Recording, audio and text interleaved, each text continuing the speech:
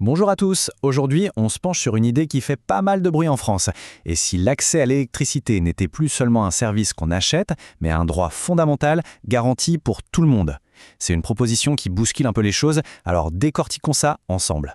Voilà, tout part de cette question. Elle a l'air simple, mais en réalité, elle est assez puissante. Imaginons un instant que l'accès à ce minimum vital d'électricité ne soit plus une simple marchandise, mais bien un droit pour permettre à chaque personne de vivre dignement. Alors qui porte cette idée? C'est le parti politique Les Démocrates. Et leur proposition, elle tourne autour d'un concept bien précis, le socle essentiel d'électricité. Il serait garanti pour chaque foyer. Mais qu'est-ce que ça veut dire au juste? Allez, on plonge dans le vif du sujet. Quel est le principe fondamental qui se cache derrière cette idée d'électricité dite essentielle? Alors là, attention, premier point super important pour ne pas se tromper, l'idée, ce n'est pas de rendre l'électricité gratuite pour tout le monde, loin de là. Le principe, c'est de garantir un volume de base, l'essentiel, ce qu'il faut pour vivre. Tout ce qui est consommé au-delà, eh bien, ça reste facturé au tarif normal. La distinction est vraiment cruciale. Donc le cœur du réacteur, si on veut, c'est ce fameux socle essentiel. Concrètement, c'est le volume d'électricité qu'on estime indispensable pour couvrir les besoins de base, vraiment le minimum vital pour un foyer. Et pourquoi c'est si essentiel? Eh bien, il suffit de regarder notre quotidien.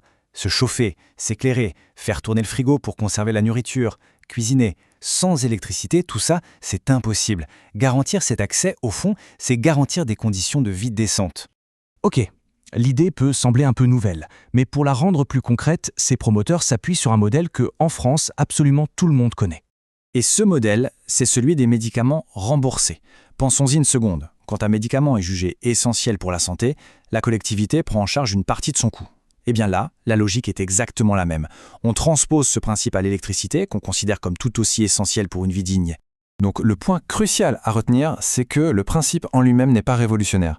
C'est l'application d'une valeur de solidarité qui est déjà au cœur du modèle social français, à un des grands besoins de notre époque.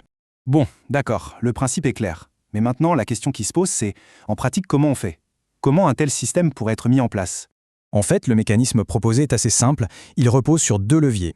Le premier, c'est de définir ce fameux volume de base essentiel. Le deuxième, c'est d'appliquer une taxe très réduite, voire nulle, sur ce volume et uniquement sur celui-là. Dès qu'on le dépasse, hop, on revient au tarif normal. C'est une façon de protéger l'essentiel sans encourager le gaspillage. D'ailleurs, c'est important de se souvenir d'une chose. Le prix de l'électricité, ce n'est pas un pur produit du marché. Pas du tout. La facture qu'on reçoit à la maison est déjà pleine de taxes et de composantes décidées par les pouvoirs publics. Donc, en réalité, l'État a déjà les manettes pour agir sur le prix. Bien sûr, une mesure comme celle-là, ça a un coût.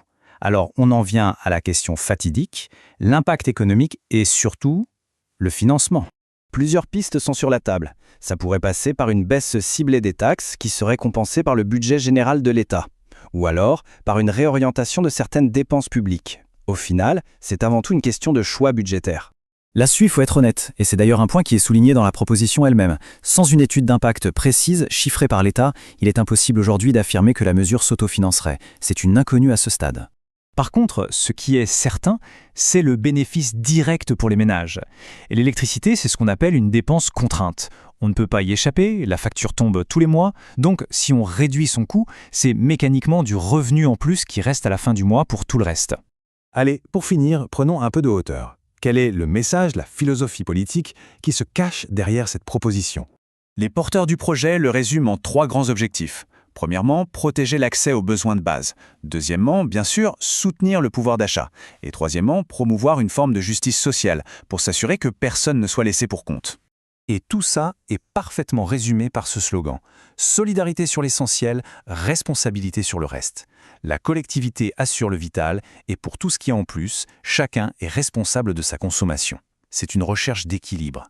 On termine donc là-dessus avec une question qui élargit le débat bien au-delà de la seule facture d'électricité, un besoin qui est devenu fondamental dans nos vies. Est-ce que ça ne devrait pas être un droit garanti par la société? Voilà qui donne matière à réfléchir. Merci d'avoir suivi cette analyse.